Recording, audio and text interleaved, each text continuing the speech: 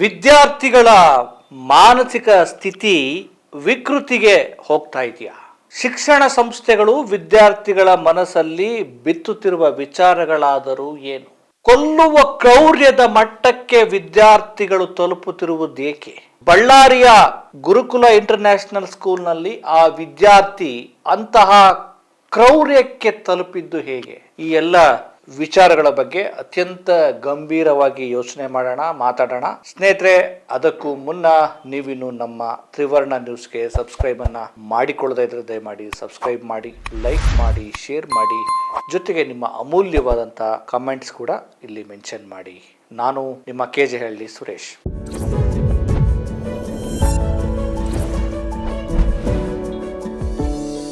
ಪ್ರೀತಿಯ ವೀಕ್ಷಕರೇ, ಬಳ್ಳಾರಿಯ ಏನು ಗುರುಕುಲ ಇಂಟರ್ನ್ಯಾಷನಲ್ ಸ್ಕೂಲ್ನಲ್ಲಿ ನಿನ್ನೆ ನಡೆದಂತಹ ಈ ಘಟನೆ ನಿಜಕ್ಕೂ ಬಹಳ ಇಡೀ ಶಿಕ್ಷಣ ವ್ಯವಸ್ಥೆಯನ್ನೇ ಬುಡಮೇಲು ಮಾಡುವಂತಹ ಒಂದು ಆಘಾತಕಾರಿ ಘಟನೆ, ಒಂದು ಬೆಚ್ಚು ಬೀಳುವಂತಹ ಘಟನೆ.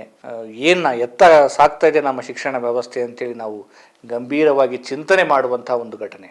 ಸ್ನೇಹಿತರೆ, ಬಳ್ಳಾರಿಯ ಏನು ಗುರುಕುಲ ಇಂಟರ್ನ್ಯಾಷನಲ್ ವಸತಿ ಶಾಲೆಯಲ್ಲಿ ಒಬ್ಬ ವಿದ್ಯಾರ್ಥಿ ಇನ್ನೊಬ್ಬ ತನ್ನ ಸಹಪಾಠಿಯನ್ನ ಕೊಲೆ ಮಾಡಿದ್ದಾನೆ. ಜೊತೆಗೆ ಒಂದು 7-8 ಜನ ವಿದ್ಯಾರ್ಥಿಗಳ ಮೇಲೆ ಮಾರಣಾಂತಿಕವಾಗಿ ಹಲ್ಲೆ ಮಾಡಿದ್ದಾನೆ. ಮತ್ತೆ ಈ ಒಂದು ಘಟನೆಯನ್ನ ಅವನೇನು ವಿಕೃತಿ ಮಾಡ್ತಾ ಇದ್ನಲ್ಲ, ಅದನ್ನ ತಡೆಯೋದಕ್ಕೆ ಬಂದಂತ ಹಾಸ್ಟೆಲ್ ವಾರ್ಡನ್ ಮೇಲೂ ಕೂಡ ಹಲ್ಲೆ ಮಾಡಿ ಈಗ ತಪ್ಪಿಸ್ಕೊಂಡು ಹೋಗಿದ್ದಾನೆ. ಮೊದಲು ಈ ಘಟನೆ ಬಗ್ಗೆ ನಾನು ಸಂಪೂರ್ಣವಾದಂಥ ವಿವರವನ್ನು ಕೊಟ್ಟು ಆನಂತರ ಇದರ ಮುಂದಿನ ದಾರಿಗಳೇನು ಅಂತೇಳಿ ನಾವು ನೋಡೋಣ. ಸ್ನೇಹಿತರೆ, ಬಳ್ಳಾರಿಯ ಈ ಗುರುಕುಲ ಇಂಟರ್ನ್ಯಾಷನಲ್ ಸ್ಕೂಲ್ನಲ್ಲಿ ಒಬ್ಬ ವಿದ್ಯಾರ್ಥಿ ಓದ್ತಾ ಇರ್ತಾನೆ. 9ನೇ ತರಗತಿ ವ್ಯಾಸಂಗ ಮಾಡ್ತಾ ಇರ್ತಾನೆ. ಈ ವಸತಿ ಶಾಲೆಯಲ್ಲಿ 9ನೇ ತರಗತಿ ವಿದ್ಯಾರ್ಥಿಗಳು ಒಂದು 10-12 ಜನ ಇದ್ದಾರೆ ಅಂತ ಹೇಳಿ ಮಾಹಿತಿ ನಮಗೆ ಸಿಕ್ಕಿದೆ. ಒಟ್ಟು ಒಂದು 150 ವಿದ್ಯಾರ್ಥಿಗಳು ಇಲ್ಲಿ ಈ ವಸತಿ ಶಾಲೆಯಲ್ಲಿ ವ್ಯಾಸಂಗ ಮಾಡ್ತಿದ್ದಾರೆ ಅನ್ನುವಂಥ ಮಾಹಿತಿ ನಮಗೆ ಲಭ್ಯ ಆಗಿದೆ.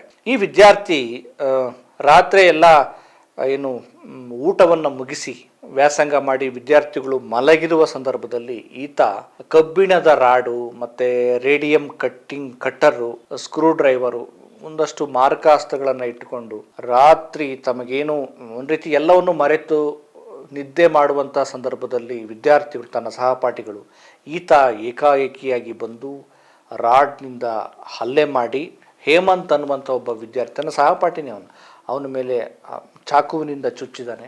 ಜೊತೆಗೆ ಮಲಗಿದಂಥ ಇನ್ನಿತರ ವಿದ್ಯಾರ್ಥಿಗಳು, ಒಂದು 7-8 ವಿದ್ಯಾರ್ಥಿಗಳ ಮೇಲೆ ಕೂಡ ಗಂಭೀರವಾಗಿ ಹಲ್ಲೆ ಮಾಡಿದ್ದಾನೆ. ಇದನ್ನು ತಡೆಯೋದಕ್ಕೆ ಬಂದಂಥ ವಾರ್ಡನ್ ಮೇಲೂ ಕೂಡ ಹಲ್ಲೆ ಮಾಡಿದ್ದಾನೆ. ಹಲ್ಲೆ ಮಾಡಿ ಪರಾರಿ ತಪ್ಪಿಸ್ಕೊಂಡಿದ್ದಾನೆ. ಈಗ ಹೇಮಂತ್ ಅನ್ನೋ ವಿದ್ಯಾರ್ಥಿಯನ್ನ ಅಲ್ಲಿಯೇ ಇದ್ದಂಥ ಒಂದು ಏನು ಖಾಸಗಿ ಏನು ಹಾಸ್ಪಿಟಲ್ಗೆ ತಲುಪಿಸಿ ಚಿಕಿತ್ಸೆ ಕೊಡೋ ವ್ಯವಸ್ಥೆಯನ್ನು ಮಾಡಲಾಯಿತು. ಆದರೆ ಚಿಕಿತ್ಸೆ ಫಲಕಾರಿಯಾಗದೆ ಹೇಮಂತ್ 9ನೇ ತರಗತಿ ವಿದ್ಯಾರ್ಥಿ ಸಾವನ್ನಪ್ಪಿದ್ದಾನೆ. ಈ ವಿಷಯವನ್ನು ಅವರ ಪೋಷಕರಿಗೆ ತಿಳಿಸಲಾಯಿತು. ಪಾಪ ಅವರು ತುಂಬ ಯಾರಿಗೇ ಆಗಲಿ ತಮ್ಮ ಮಕ್ಕಳನ್ನ ಕಳ್ಕೊಂಡ್ರೆ ಆ ನೋವು ಹೇಳತೀರದು. ಬಾಳಿ ಬದುಕಬೇಕಾಗಿದ್ದಂಥ ವಿದ್ಯಾರ್ಥಿ ಈಗ ಸಾವನ್ನಪ್ಪಿದ್ದಾನೆ. ಜೊತೆಗೆ ಇನ್ನ 2 ವಿದ್ಯಾರ್ಥಿಗಳು ತುಂಬ ಗಂಭೀರ ಸ್ಥಿತಿಯಲ್ಲಿದ್ದಾರೆ. ಇನ್ನು ಉಳಿದ ವಿದ್ಯಾರ್ಥಿಗಳನ್ನ ಏನು ಚಿಕಿತ್ಸೆ ಕೊಡಿಸೋ ಕೆಲಸವನ್ನ ಮಾಡಲಾಗ್ತಾ ಇದೆ. ಈ ಒಂದು ಪ್ರಕರಣಕ್ಕೆ ಸಂಬಂಧಪಟ್ಟ ಹಾಗೆ ಬಳ್ಳಾರಿಯ ಬ್ರೂಸ್ಪೇಟೆ ಠಾಣೆಯಲ್ಲಿ ಪ್ರಕರಣ ದಾಖಲಾಗಿದ್ದು SP ಅವರು ಇದ್ರ ಬಗ್ಗೆ ಮಾತಾಡಿದ್ದಾರೆ. ಪ್ರೆಸ್ ಮೀಟ್ ಮಾಡಿ ಸುಮನ್ ಪನ್ನೇಕರ್ ಅವರು ಈ ಒಂದು ಘಟನೆ ಈ ರೀತಿಯಾಗಿದೆ ಅಂತ ಹೇಳಿ ಡೀಟೇಲ್ ಹೇಳಿ ಏನು ಹಲ್ಲೆ ಮಾಡಿದ್ದಾನೆ ಆ ವಿದ್ಯಾರ್ಥಿಯ ವಿರುದ್ಧ ಪ್ರಕರಣವನ್ನು ದಾಖಲಿಸಿಕೊಂಡು, ಜೊತೆಗೆ ಈ ಶಾಲಾ ಆಡಳಿತ ಮಂಡಳಿಯ ವಿರುದ್ಧವೂ ಕೂಡ ಪ್ರಕರಣವನ್ನು ದಾಖಲಿಸಿಕೊಂಡಿದ್ದಾರೆ. ತನಿಖೆ ಮುಂದುವರಿತಿದೆ. ಈ ತಪ್ಪಿಸ್ಕೊಂಡಿರುವಂಥ ವಿದ್ಯಾರ್ಥಿಯನ್ನ ಬಂಧಿಸೋದಕ್ಕೆ ಒಂದು ತಂಡಗಳನ್ನು ನೇಮಕ ಮಾಡಲಾಗಿದೆ. ಪೊಲೀಸರು ಕಾರ್ಯಾಚರಣೆ ನಡೆಸ್ತಾ ಇದ್ದಾರೆ. ಸೊ ಈಗ ಈ ಘಟನೆ ಆಗಿರುವಂತದ್ದು. Incident of attack by a 15-year-old boy, a child in conflict with law, has taken place in private institution, private educational institution on Palur Road. The incident actually happened yesterday night, wherein 9 students who were residing in hostel premises were assaulted by their own batchmate or classmate who was also residing in the same hostel at around 10:15 p.m. With some sharp weapon and a rod. These students have sustained various injuries ranging from simple to grievous injuries, and one of the one boy who is 15-year-old has died due to the injury. Out of them, one student was a girl child, and one of them is the warden who was residing along with the students. The complaint also mentions about the negligence by the educational institution. So, based on the complaint, an FIR has been registered in Brucepet Police Station under appropriate sections against this boy, 15-year-old boy, who is in conflict with law, and also the educational institution's administrative body. ಒಬ್ಬ ಅಪ್ರಾಪ್ತ ವಯಸ್ಸಿನ ವಿದ್ಯಾರ್ಥಿ suddenly ಒಂದು fit of range ಥರ ಆಗಿ ಒಂದು ಹರಿತವಾದ ವಸ್ತುವಿಂದ random ಆಗಿ ಎಲ್ಲರ ಮೇಲೆ ಹಲ್ಲೆ ಮಾಡಿ ಇದರಲ್ಲಿ 7 ಜನ ಗಾಯಾಳುಗಳು. ದುರದೃಷ್ಟವಶಾತ್ ಇದರಲ್ಲಿ ಒಬ್ಬ ಅಪ್ರಾಪ್ತ ಬಾಲಕ ಮರಣ ಹೊಂದಿದ್ದಾರೆ. ಇದ್ರ ಬಗ್ಗೆ ಈಗಾಗಲೇ ನಾವು ಏನು ನಮ್ಮ ಬಳ್ಳಾರಿಯ ಬಿಮ್ಸ್ನ ಟ್ರಾಮಾ ಕೇರ್ ಸೆಂಟರ್ ಇದೆ, ಅದನ್ನು ವಿಸಿಟ್ ಮಾಡಿ ಈ ಬ್ಲೆಸ್ಸಿ ಅನ್ನೋರನ್ನ ನಾವು ಅವರ ಹೇಳಿಕೆ ಪಡೆದು ಏನಾಗಿದೆ ಅಂತ ಒಂದು ಪ್ರಾಥಮಿಕ ತನಿಖೆ ನಾವು ಮಾಡಿದ್ದೇವೆ. ಹಾಗೆ ನಮ್ಮ ಸೋಕೋ ಟೀಮು, FSL ಟೀಮ್ಸು ಎಲ್ಲ ಸ್ಥಳದಲ್ಲಿ ಹಾಜರಿದ್ದಾರೆ. ಇದೊಂದು juvenile who's in conflict with law ಅಂತ ನಾವು ಪರಿಗಣಿಸಬೇಕಾಗುತ್ತೆ ಕಾನೂನಿನ ಅಡಿಯಲ್ಲಿ. ಹಾಗಾಗಿ ಸ್ವಲ್ಪ ಸೆನ್ಸಿಟಿವ್ ಆಗಿ ನಾವು ತನಿಖೆಯನ್ನು ನಾವು ಜುವೆನೈಲ್ ಜಸ್ಟಿಸ್ ಆಕ್ಟ್ ಪ್ರಕಾರ ನಾವು ಏನು ಸೇಫ್ ಗಾರ್ಡ್ಸ್ ಇದೆ ಅಕ್ಯೂಸ್ಡ್ಗೆ ಆ ಪ್ರಕಾರ ನಾವು ಮಾಡಬೇಕಾಗುತ್ತೆ. ಈ ಒಂದು ಘಟನೆಯನ್ನು ನೋಡಿದಾಗ ಏನು ಅನಿಸುತ್ತೆ ನಮಗೆ? ಆಮೇಲೆ ಇನ್ನೊಂದು ಒಂದು ಆರೋಪ ಕೇಳಿ ಬರ್ತಾ ಇದೆ, ಈ ವಿದ್ಯಾರ್ಥಿ ಡ್ರಗ್ಸ್ ಅನ್ನ ಸೇವಿಸಿದ್ದ ಅಂಥೇಳಿ, ಮಾದಕ ಪದಾರ್ಥವನ್ನ ಸೇವಿಸಿದ್ದ ಅಂಥೇಳಿ ಕೂಡ ವಿಚಾರ ತಿಳಿದು ಬರ್ತಿದೆ. ಇದ್ರ ಬಗ್ಗೆ ಇನ್ನೂ ಸ್ಪಷ್ಟತೆ ಬೇಕಾಗಿದೆ. ಯಾಕೆಂದ್ರೆ ಅಷ್ಟೊಂದು ಏನು ವಾರ್ಡನ್ ಬಂದರೂ ಕೂಡ ಅವ್ರನ್ನ ಆ ವಿದ್ಯಾರ್ಥಿನ ತಡೆಯೋಕ್ಕಾಗಿಲ್ಲ. ಮತ್ತೆ ಎಲ್ಲರ ಮೇಲೂ ಕೂಡ ದಾಳಿ ಮಾಡಿದ್ದಾನೆ, ಕೊಲೆ ಮಾಡಿದ್ದಾನೆ. ಅಂದರೆ ಅವನಲ್ಲಿ ಆ ಥರದ್ದು ಒಂದು ವಿಕೃತಿ ಬರೋದಕ್ಕೆ ಈ ಮಾದಕ ಪದಾರ್ಥವೂ ಕೂಡ ಕಾರಣ ಇರಬಹುದು ಅಂತೇಳಿ ಹೇಳಲಾಗ್ತಾ ಇದೆ.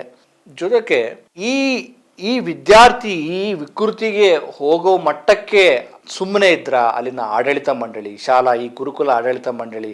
ಇನ್ನೊಂದು ವಿಚಾರ ಏನಂದರೆ, ಇದು ಏನು ನೋಂದಣಿ ಮಾನ್ಯತೆ ಪಡೆದುಕೊಂಡಿಲ್ಲ ಅನ್ನುವಂಥ ಸುದ್ದಿ ಬರ್ತಾ. ಇದ್ರ ಬಗ್ಗೆ ಇನ್ನೂ ಸ್ಪಷ್ಟನೆ ಬೇಕಾಗಿದೆ. ಒಬ್ಬ ವಿದ್ಯಾರ್ಥಿ ಈ ಮಟ್ಟಕ್ಕೆ ಹೋಗ್ತಾನೆ ಅಂತಂದ್ರೆ ಅಲ್ಲಿನ ಆಡಳಿತ ಮಂಡಳಿಗೆ, ಅಲ್ಲಿನ ಶಿಕ್ಷಕರಿಗೆ ಮತ್ತೆ ಒಂದು ಮ್ಯಾನೇಜ್ಮೆಂಟ್ಗೆ ಒಂದು ಜವಾಬ್ದಾರಿ ಇರಬೇಕಲ್ವಾ? ಈ ರೀತಿ ಅಲ್ಲಿ ಏನು ಮಾರಕ ವಸ್ತುಗಳು ಹೇಗೆ ಸಿಕ್ಕವು, ಮತ್ತು ಈ ರೀತಿ ಅವನು ಏಕಾಏಕಿ ನುಗ್ಗಿ ಹಲ್ಲೆ ಮಾಡ್ತಾನೆ ಅಂದರೆ ಅಲ್ಲಿನ ಸೆಕ್ಯೂರಿಟಿ ಅದೆಷ್ಟರ ಮಟ್ಟಿಗೆ ಇದೆ, ಅದೆಷ್ಟರ ಮಟ್ಟಿಗೆ ಈ ಆಡಳಿತ ಮಂಡಳಿ ವಿದ್ಯಾರ್ಥಿಗಳನ್ನ ನೋಡ್ಕೊಳ್ತಾ ಇದೆ. ಲಕ್ಷಗಟ್ಟಲೆ ಡೊನೇಷನ್ ಇಸ್ಕೊಳ್ತಾರೆ, ಒಂದು ಸರಿಯಾದ ಸೆಕ್ಯೂರಿಟಿ ವ್ಯವಸ್ಥೆ ಇಲ್ಲ, ವಿದ್ಯಾರ್ಥಿಗಳ ಒಂದು ಜೀವ ರಕ್ಷಣೆಗೆ ಒಂದು ಸೆಕ್ಯೂರಿಟಿ ಇಲ್ಲ ಅಂತ ಅಂದರೆ ಮಾಡಿಕೊಳ್ಳದೆ ಇದ್ರೆ ದಯಮಾಡಿ ಸಬ್ಸ್ಕ್ರೈಬ್ ಮಾಡಿ.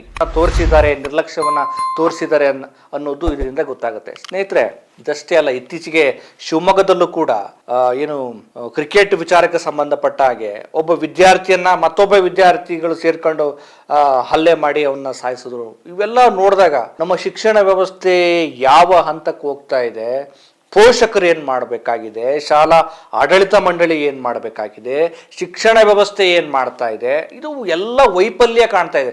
ನಾನು ಯಾರೋ ಒಬ್ಬರ ಮೇಲೆ ನಾವು ಗೂಬೆ ಕೂರಿಸೋದು ತಪ್ಪಾಗತ್ತೆ.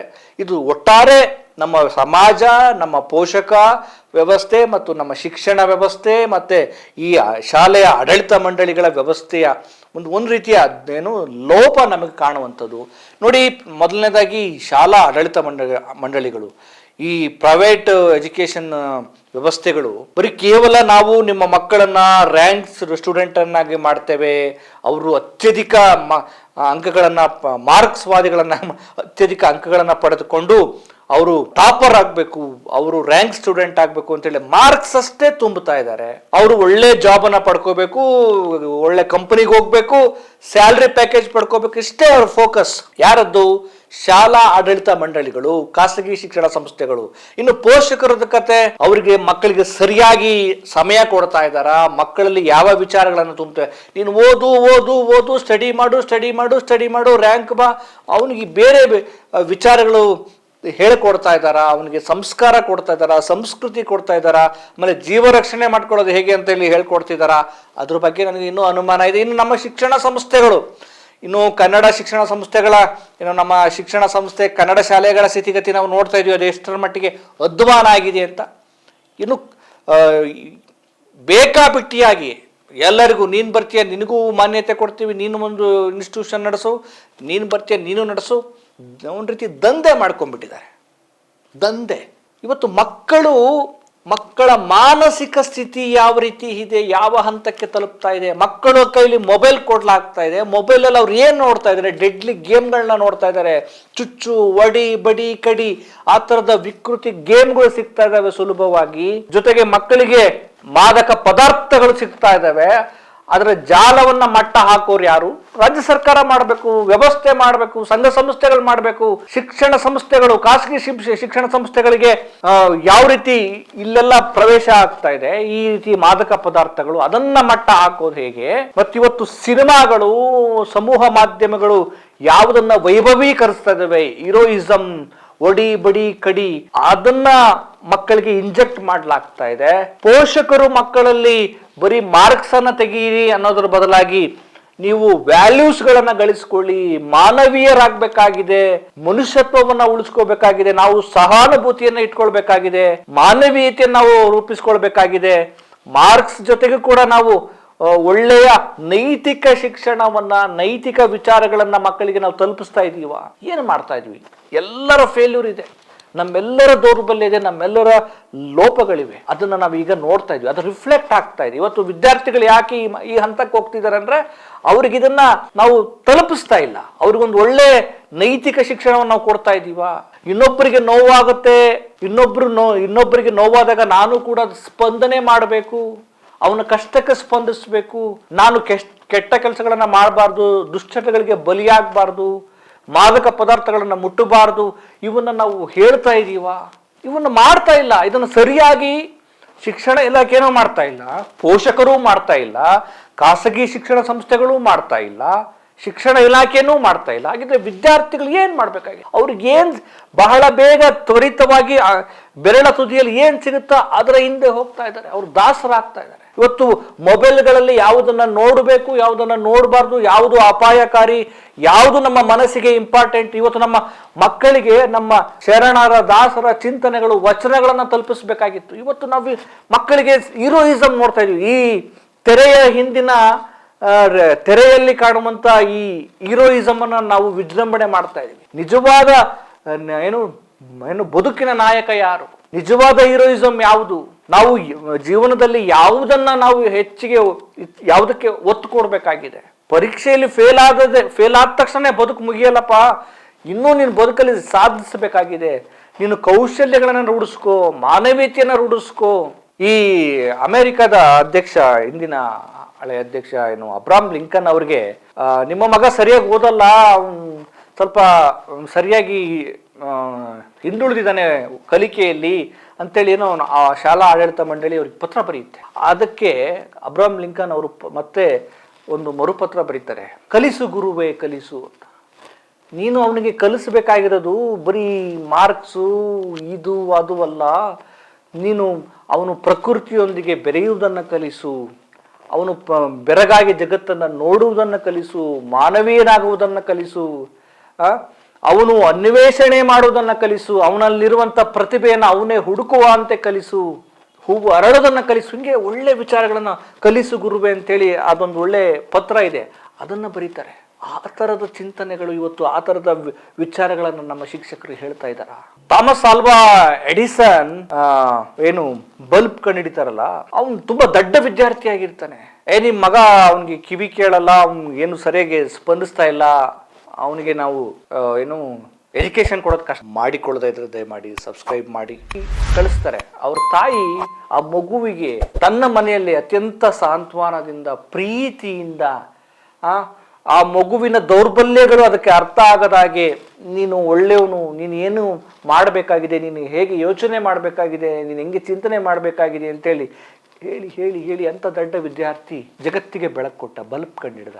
ಯಾವತ್ತೋ ಒಂದಿನ ಆ ಸೈಂಟಿಸ್ಟ್ ತನ್ನ ಹಳೆ ಕಾಲದ ಪೆಟ್ಟಿಗೆಗಳನ್ನು ತೆಗೆದಾಗ ಅಲ್ಲಿ ಕಾಣುತ್ತೆ, ನನ್ನ ತಾಯಿ ನನಗೆ ಎಂಥ ಶಿಕ್ಷಕಿಯಾಗಿದ್ಲು, ನನ್ನ ಶಾಲಾ ಆಡಳಿತ ಮಂಡಳಿ ನನ್ನನ್ನು ಯಾವ ರೀತಿ ರಿಜೆಕ್ಟ್ ಮಾಡಿತ್ತು ಅನ್ನೋದು ನನಗೆ ಗೊತ್ತಾಗುತ್ತೆ. ಕಣ್ಣೀರು ಸುರಿಸ್ತಾರೆ. ಇದಲ್ವಾ ಮನೆಯೇ ಮೊದಲ ಪಾಠ ಶಾಲೆ, ತಾಯಿಯೇ ಮೊದಲ ಗುರು ಅಂತ ಯಾಕೆ ಹೇಳ್ತಾರೆ? ನಮ್ಮ ಶಿಕ್ಷಕರು, ನಮ್ಮ ಎಷ್ಟು ವ್ಯವಸ್ಥೆ ಒಟ್ಟಾರೆ, ನೀನು ಮಾರ್ಕ್ಸ್ ತೆಗಿ, ನೀನು ರ್ಯಾಂಕ್ ಬಾ, ನೀನು ಒಳ್ಳೆ ಹುದ್ದೆಯನ್ನ ಪಡ್ಕೋ ಅಷ್ಟೇ. ನೀನು ಮನುಷ್ಯನಾಗೋದು ಯಾವಾಗ? ಇದು ಪುರಾಣಿಕರವರು, ಸಿದ್ದಯ್ಯ ಪುರಾಣಿಕ, ನೀನು ಮೊದಲು ಮಾನವನಾಗು, ಓದಿ ಬೋಧಕನಾಗು, ಕಾದಿ ಯೋಧನೆಯಾಗು, ದುಡಿದು ಗಳಿಸಿ ಶ್ರಮಿಕ ಏನಾದರೂ ಆಗು, ನೀನು ಯೋಧ ಆಗು, ವೈದ್ಯ ಆಗು, ರೈತ ಆಗು, ಏನಾದರೂ ಆಗು, ಮೊದಲು ಮಾನವನಾಗು ಅಂತ ಸಿದ್ದಯ್ಯ ಪುರಾಣಿಕರು ಹೇಳ್ತಾರಲ್ಲ, ಅದನ್ನು ನಾವು ತುಂಬಬೇಕಾಗಿದೆ. ಇಲ್ಲಾಂದ್ರೆ ಮಕ್ಕಳು ಈ ರೀತಿ ವಿಚಿತ್ರವಾಗಿ, ವಿಕೃತವಾಗಿ, ಸೈಕೋಪಾತ್ಗಳಾಗಿ ರೂಪ ಆಗುತ್ತಾರೆ. ಅದಷ್ಟೇ ಅಲ್ಲ, ವ್ಯವಸ್ಥೆನ ಹೆಂಗೆ ರೂಪುಗೊಂಡ್ಬಿಡುತ್ತೆ. ಎಲ್ಲ ಮಕ್ಕಳು ಅದೇ ರೀತಿ ಆದ್ರೆ ಇಡೀ ವ್ಯವಸ್ಥೆ ವಿಕೃತಿಗೆ ಹೋಗಿಬಿಡುತ್ತೆ. ಆ ವಿಕೃತಿಯನ್ನು ಹೋಗಲಾಡಿಸೋದಕ್ಕೆ ಸಂಸ್ಕೃತಿ ಬರಬೇಕಾಗತ್ತೆ. ಸಂಸ್ಕೃತಿ ಬರ್ಬೇಕಂದ್ರೆ ಪ್ರೀತಿ ಬರಬೇಕಾಗತ್ತೆ, ಕಾರುಣ್ಯ ಬರಬೇಕಾಗುತ್ತೆ, ಮಮಕಾರ ಬರಬೇಕಾಗತ್ತೆ.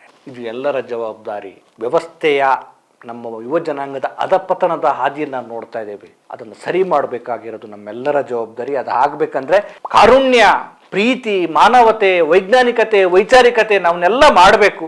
ಆ ದಿನಗಳು ಬರಲಿ, ನೋಡೋಣ. ಮಾಡಿಕೊಳ್ಳದೇ ಇದ್ರೆ ದಯಮಾಡಿ ಸಬ್ಸ್ಕ್ರೈಬ್ ಮಾಡಿ. ಜವಾಬ್ದಾರಿಯನ್ನು ನಾವು ಎಷ್ಟರ ಮಟ್ಟಿಗೆ ಮುಂದಿನ ದಿನಗಳಲ್ಲಿ ಮಾಡ್ತೀವಿ ಅನ್ನೋದು ನಮ್ಮೆಲ್ಲರ ಮೇಲಿರುವಂಥ ಒಂದು ತುರ್ತು.